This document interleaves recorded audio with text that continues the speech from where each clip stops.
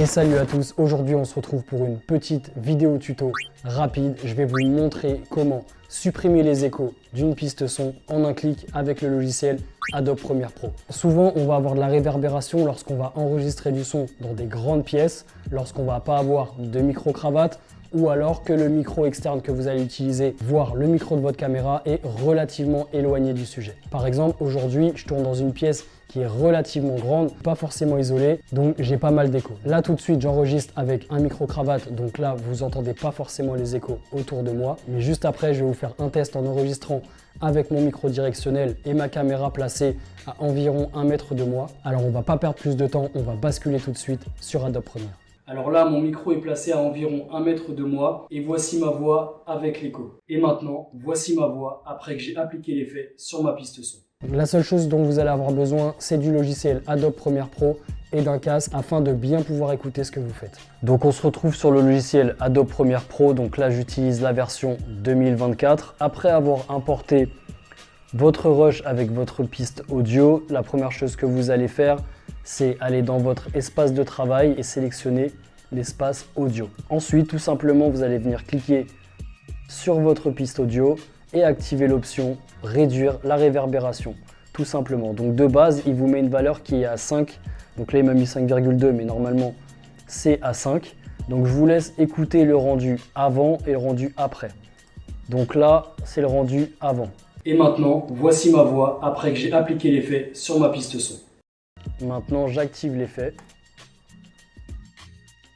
Et maintenant, voici ma voix après que j'ai appliqué l'effet sur ma piste son. Voilà, on sent quand même une différence. Donc évidemment, c'est pas parfait, mais ça dépanne. Surtout que c'est fait en un clic, donc c'est vraiment un gain de temps et ça peut, je pense, vous sortir de situations pas mal compliquées. Plus vous allez augmenter la valeur et plus vous allez donc diminuer les échos, mais par contre, vous prenez le risque d'avoir un rendu audio qui va être un petit peu bizarre avec un rendu un peu étouffé. Donc je vous montre ça en direct. Et maintenant, voici ma voix après que j'ai appliqué l'effet sur ma piste son. Donc là, le rendu de la vidéo, enfin du son est un peu particulier, c'est un peu spécial. On a l'impression qu'on a une voix un peu robotique. Et maintenant, voici ma voix après que j'ai appliqué l'effet sur ma piste son.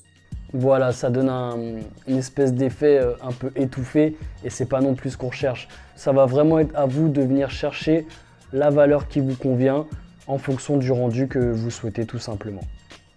Donc cette valeur va de 0 à 10. Le logiciel de base choisit 5. Je trouve que c'est pas mal. En général, moi, je suis plus entre 3 et 5 en fonction du niveau d'écho que j'ai sur ma piste son. Autre chose, si jamais vous êtes amené à travailler sur une longue piste son et que vous n'avez pas envie forcément de réécouter tout l'audio entièrement pour voir la différence, ce que je vous recommande de faire, c'est d'activer le petit outil lecture en boucle. Donc de base, il n'est pas placé ici. Ce que vous allez faire, c'est cliquer sur le petit plus qui est ici et vous allez venir sélectionner l'outil lecture en boucle et le faire glisser sur votre espace. Donc moi, je l'avais déjà fait, donc il est là. Voilà. Un coup que c'est fait, vous allez venir sélectionner un point d'entrée et un point de sortie, donc I point d'entrée, O point de sortie. Et ensuite, vous activez l'option lecture en boucle et quand vous allez faire play, voici ma voix après que j'ai appliqué l'effet. Voici ma voix après que j'ai appliqué l'effet. Voici ma... Vous allez avoir l'audio qui se lit en mode repeat tout simplement et ça va être plus pratique pour isoler un passage et écouter tout simplement la différence de manière plus optimale. Voilà, je pense qu'on a fait le tour de la question. Ce qu'il faut savoir, c'est qu'il existe évidemment d'autres manières de réduire l'écho d'une piste son. Vous pouvez très bien passer par un logiciel de traitement de son de type Audacity, Adobe Audition ou même utiliser le site Adobe Podcast qui va vous aider via l'intelligence artificielle à améliorer la qualité de votre audio.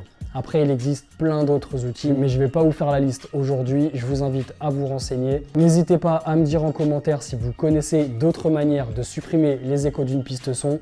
Et surtout, dites-moi si cette vidéo vous a été utile. Si c'est le cas, n'hésitez pas à liker la vidéo, à la partager et surtout à vous abonner, histoire de vraiment me donner la force que je puisse continuer à vous proposer du contenu de qualité et vous aider à vous améliorer en tant que vidéaste. Et pour ceux qui veulent aller plus loin, je vous invite à rejoindre les formations de la John Day Academy. N'hésitez pas à cliquer sur le lien en description pour plus d'informations. En attendant, je vous dis à bientôt pour une nouvelle vidéo. C'était John Day. Ciao.